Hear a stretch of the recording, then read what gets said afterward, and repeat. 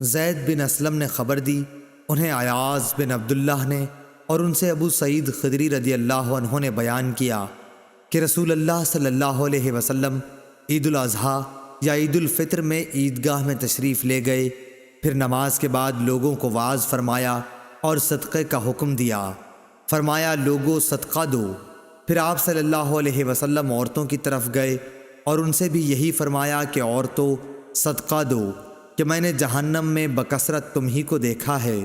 عورتوں نے پوچھا کہ یا رسول اللہ ایسا کیوں ہے؟ آپ نے فرمایا اس لیے کہ تم لعن و طعن زیادہ کرتی ہو اور اپنے شوہر کی ناشکری کرتی ہو۔ میں نے تم سے زیادہ عقل اور دین کے اعتبار سے ایسی کوئی مخلوق نہیں دیکھی جو کار آزمودہ مرد کی عقل کو بھی اپنی مٹھی میں لے لیتی ہو۔ ہاں اے عورتوں، پھر آپ واپس گھر پہنچے تو ابن مسعود رضی اللہ عنہ کی بیوی زینب آئیں اور اجازت چاہی۔ آپ سے کہا گیا کہ یہ زینب آئی ہیں۔ آپ صلی اللہ علیہ وسلم نے دریافت فرمایا کون سی زینب؟ کیونکہ زینب نام کی بہت سی عورتیں تھیں۔ کہا گیا کہ ابن مسعود رضی اللہ عنہ کی بیوی۔ آپ نے فرمایا اچھا انہیں اجازت دے دو۔ چنانچہ اجازت دے دی گئی۔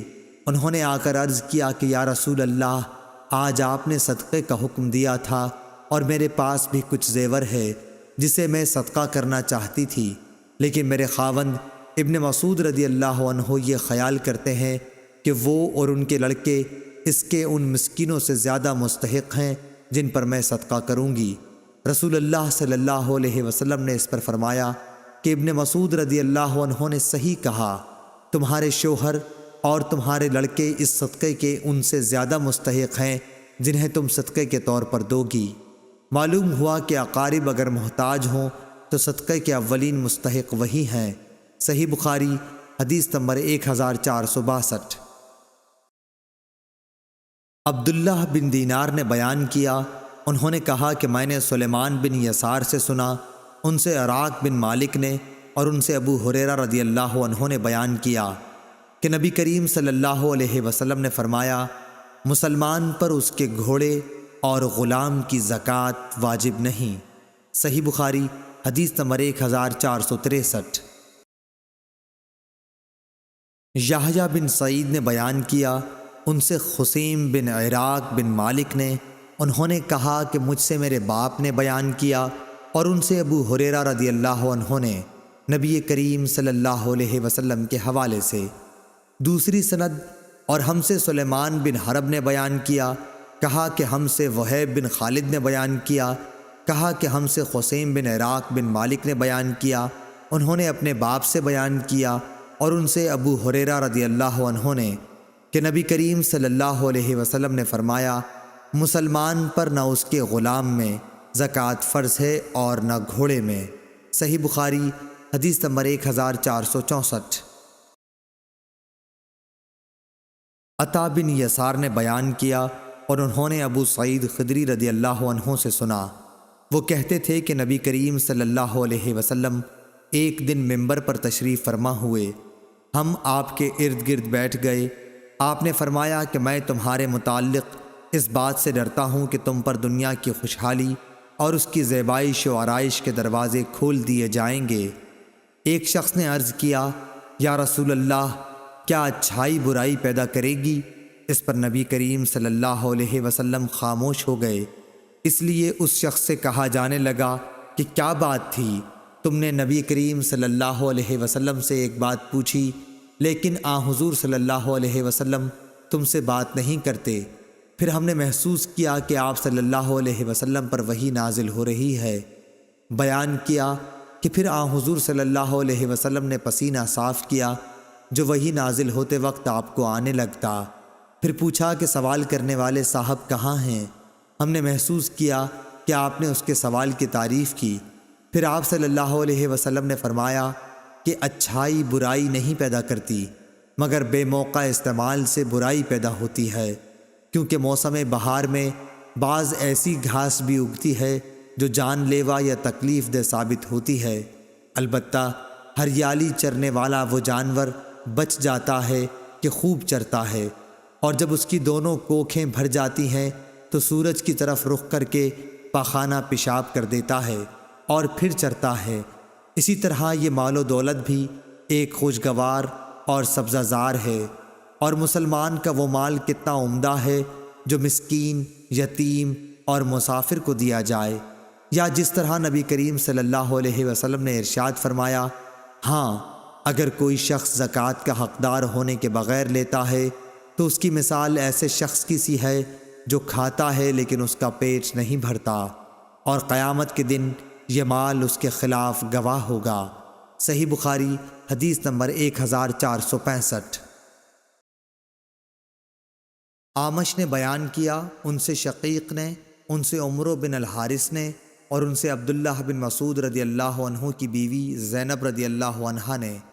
اعمش نے کہا کہ میں نے اس حدیث کا ذکر ابراہیم نخعی سے کیا، انہوں نے بھی مجھ سے ابو عبیدہ سے بیان کیا، ان سے عمرو بن حارث نے، اور ان سے عبداللہ بن مسعود رضی اللہ عنہ کی بیوی زینب نے بالکل اسی طرح حدیث بیان کی جس طرح شقیق نے کی، کہ زینب رضی اللہ عنہا نے بیان کیا کہ میں مسجد نبوی میں تھی، رسول اللہ صلی اللہ علیہ وسلم کو میں نے دیکھا، آپ یہ فرما رہے تھے، صدقہ کرو، خواہ اپنے زیور ہی میں سے دو، اور زینب اپنا صدقہ اپنے شوہر حضرت عبداللہ بن مسعود رضی اللہ عنہ اور چند یتیموں پر بھی جو ان کی پرورش میں تھے خرچ کیا کرتی تھیں۔ اس لیے انہوں نے اپنے خاوند سے کہا کہ آپ رسول اللہ صلی اللہ علیہ وسلم سے پوچھئے کہ کیا وہ صدقہ بھی مجھ سے کفایت کرے گا جو میں آپ پر اور ان چند یتیموں پر خرچ کروں جو میری سپردگی میں ہیں۔ لیکن عبداللہ بن مسعود رضی اللہ عنہ نے کہا کہ تم خود جا کر رسول اللہ صلی اللہ علیہ وسلم سے پوچھ لو۔ آخر میں خود رسول اللہ صلی اللہ علیہ وسلم کی خدمت میں حاضر ہوئی۔ اس وقت میں نے آپ صلی اللہ علیہ وسلم کے دروازے پر ایک انصاری خاتون کو پایا جو میری ہی جیسی ضرورت لے کر موجود تھیں، جو زینب ابو مسعود انصاری کی بیوی تھیں۔ پھر ہمارے سامنے سے بلال گزرے تو ہم نے ان سے کہا کہ آپ رسول اللہ صلی اللہ علیہ وسلم سے یہ مسئلہ دریافت کیجئے کہ کیا وہ صدقہ مجھ سے کفایت کرے گا جس سے میں اپنے شوہر اور اپنی زیر تحویل چند یتیم بچوں پر خرچ کر دوں۔ ہم نے بلال سے یہ بھی کہا کہ ہمارا نام نہ لینا۔ وہ اندر گئے اور آپ سے عرض کیا کہ دو عورتیں مسئلہ دریافت کرتی ہیں، تو حضور نے فرمایا کہ یہ دونوں کون ہیں؟ بلال رضی اللہ عنہ نے کہہ دیا کہ زینب نام کی ہیں۔ آپ نے فرمایا کہ کون سی زینب؟ بلال نے کہا کہ عبداللہ بن مسعود کی بیوی۔ آپ نے فرمایا کہ ہاں، بے شک درست ہے، اور انہیں 2 گنا ثواب ملے گا، ایک قرابت داری کا اور دوسرا خیرات کرنے کا۔ صحیح بخاری حدیث نمبر 1466۔ ہشام نے بیان کیا، ان سے ان کے باپ نے، ان سے زینب بنت ام سلمہ نے، ان سے ام سلمہ نے، انہوں نے کہا کہ میں نے عرض کیا، یا رسول اللہ، اگر میں ابو سلمہ اپنے پہلے خاوند کے بیٹوں پر خرچ کروں تو درست ہے یا نہیں، کیونکہ وہ میری بھی اولاد ہیں؟ آپ نے فرمایا کہ ہاں، ان پر خرچ کر، تو جو کچھ بھی ان پر خرچ کرے گی اس کا ثواب تجھ کو ملے گا۔ صحیح بخاری حدیث نمبر 1467۔ ابو زناد نے اعرج سے خبر دی اور ان سے ابو ہریرہ رضی اللہ عنہ نے بیان کیا کہ رسول اللہ صلی اللہ علیہ وسلم نے زکوٰۃ وصول کرنے کا حکم دیا۔ پھر آپ سے کہا گیا کہ ابن جمیل اور خالد بن ولید اور عباس بن عبد المطلب نے زکوٰۃ دینے سے انکار کر دیا ہے۔ اس پر نبی کریم صلی اللہ علیہ وسلم نے فرمایا کہ ابن جمیل یہ شکر نہیں کرتا کہ کل تک تو وہ فقیر تھا، پھر اللہ نے اپنے رسول کی دعا برکت سے اسے مالدار بنا دیا۔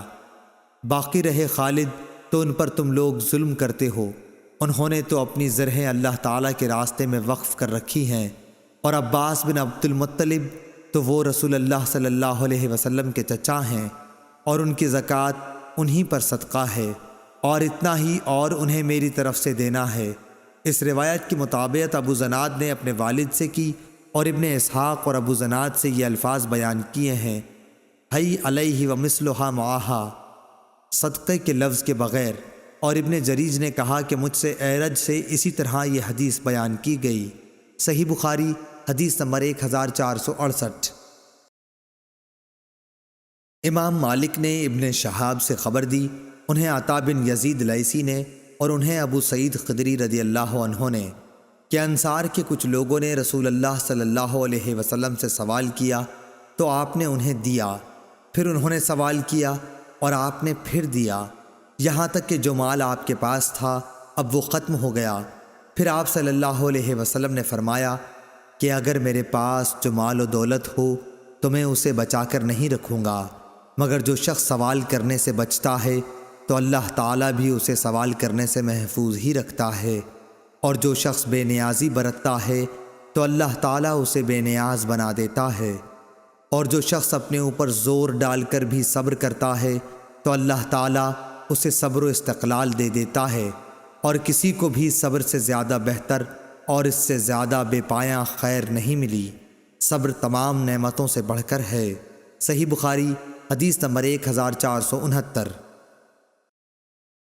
امام مالک رحمہ اللہ نے خبر دی، انہیں ابو زناد نے، انہیں اعرج نے، انہیں ابو ہریرہ رضی اللہ عنہ نے کہ رسول اللہ صلی اللہ علیہ وسلم نے فرمایا، اس ذات کی قسم جس کے ہاتھ میں میری جان ہے، اگر کوئی شخص رسی سے لکڑیوں کا بوجھ باندھ کر اپنی پیٹھ پر جنگل سے اٹھا لائے، پھر انہیں بازار میں بیچ کر اپنا رزق حاصل کرے، تو وہ اس شخص سے بہتر ہے جو کسی کے پاس آ کر سوال کرے، پھر جس سے سوال کیا گیا ہے وہ اسے دے یا نہ دے۔ صحیح بخاری حدیث نمبر 1470۔